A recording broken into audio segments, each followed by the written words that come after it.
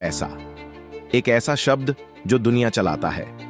लेकिन क्या आपने कभी सोचा है कि कुछ लोग मेहनत कम करते हैं और अमीर होते जाते हैं, वहीं कुछ लोग दिन रात पसीना बहाते हैं फिर भी महीने के अंत में पाई पाई को तरसते हैं। क्या यह किस्मत है?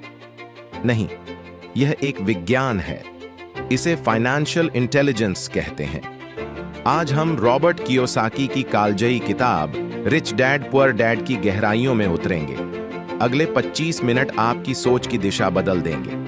तैयार हो जाइए, क्योंकि अब आप चूहे की दौड़ से बाहर निकलने वाले हैं। रॉबर्ट के पास 2 पिता थे। एक उनके असली पिता, जिन्हें वे पुअर डैड कहते हैं। वे बहुत पढ़े लिखे थे, सरकारी विभाग के प्रमुख थे। उनकी सोच थी, बेटा मेहनत से पर हो ताकि एक अच्छी कंपनी में नौकरी मिले। दूसरे उनके दोस्त के पिता, जिन्हें वे रिच डैड कहते हैं। वे स्कूल भी पूरा नहीं कर पाए थे, लेकिन वे हवाई के सबसे अमीर इंसानों में से एक थे। उनकी सोच थी, बेटा मेहनत से पढ़ो ताकि तुम खुद की कंपनी खोल सको। दोनों पिताओं ने रॉबर्ट को सलाह दी। एक ने कहा, पैसे का मोह सब बुराइयों की जड़ DH है। दूसरे ने कहा, पैसे की कमी सब बुराइयों की जड़ DA है। यहीं से रॉबर्ट ने सीखना शुरू किया कि अमीर बनने के लिए डिग्री नहीं, दिमाग चाहिए। हम में से ज्यादातर लोग एक चक्र में फंसे हैं। सुबह उठना, ऑफिस जाना, बिल भरना, फिर सो जाना। अगले दिन फिर वही कहानी। इसे राइट रेस कहा जाता है। लोग डर और लालच के वश में काम करते हैं। डर कि अगर नौकरी चली गई तो क्या होगा, लालच कि अगर प्रमोशन मिला तो बढ़ी गाढ़ी लेंगे। जब सैलरी बढ़ती है तो लोग खर्चे बढ़ा देते हैं। वे लायबिलिटीज खरीदते हैं जिन्हें वे एसेट्स समझते हैं। नतीजा, वे ताउम्र दूसरों के लिए काम करते रहते हैं, सरकार के लिए टैक्स भरने में और बैंक के लिए लोन चुकाने में। अमीर होने का सबसे बड़ा मंत्र है फर्क समझना।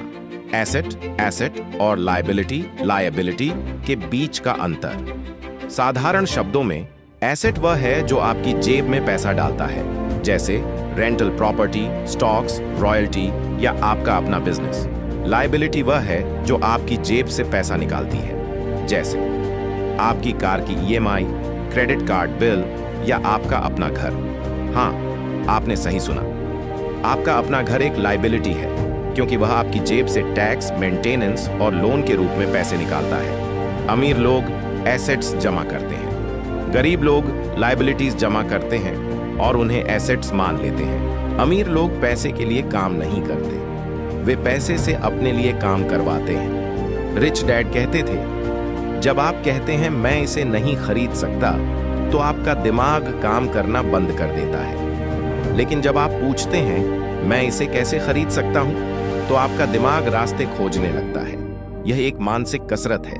अपनी फाइनेंशियल बुद्धिमानी बढ़ाएं, अकाउंटिंग सीखें, निवेश के नियम समझें और बाजार के मनोविज्ञान को जानें। असफलता से मत डरिए। गरीब इंसान हारने के डर से कभी नहीं खेलता।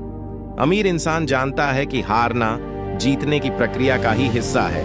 आज आपके पास 2 रास्ते हैं। पहला, कल सुबह फिर उसी चूहा दौड़ का हिस्सा बनिए। दूसरा, आज से ही अपने वित्तीय ज्ञान पर निवेश करना शुरू करें। याद रखिए, आप वही बनते हैं जो आप पढ़ते और सोचते हैं।